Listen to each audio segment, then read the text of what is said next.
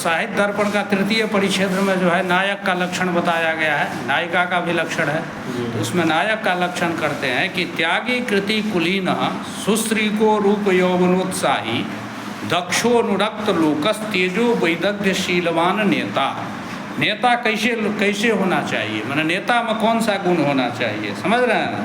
नेता मीन्स नायक। जो नेता होता है उसमें क्या क्या गुण होना चाहिए? तो त्यागी, नेता को त्यागी होना चाहिए। त्यागी माने दानशील होना चाहिए। कृति माने कुशल होना चाहिए किसी भी कार्य करने में। कुलीन, उच्च कुल में उत्पन्न होना चाहिए। त्यागी कृति कुलीन। सुश्रीकः माने संपत्ति संपन्न। सुश्रीकः माने संपत्ति संपन्न, संपत्तिशाली होना चाहिए।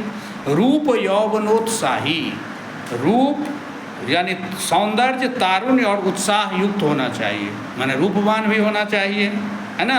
यौवन जवान होना चाहिए और उत्साह युक्त होना चाहिए। और दक्ष माने क्षिप्रकारी, किसी भी कार्य को शीघ्र करने की क्षमता होनी चाहिए।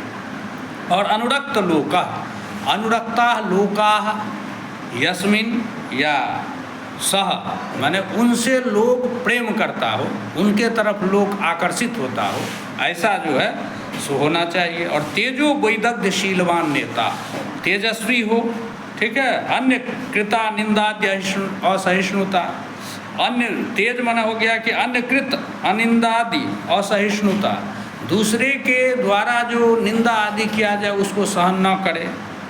और वैदग्ध्यम माने नैपुण्य होना चाहिए, निपुण होना चाहिए। शीलम और सद्वृत्त युक्त होना चाहिए। इस गुण से युक्त जो होता है उसको नेता कहते हैं। तो इसको याद कर लेना है। त्यागी कृति कुलीना सुश्रीको रूप यौवनोत्साही दक्षोनुरक्त लोकस तेजो वैदग्ध्य शीलवान नेता, ठीक है। अब जो है दूसरा है क्या है?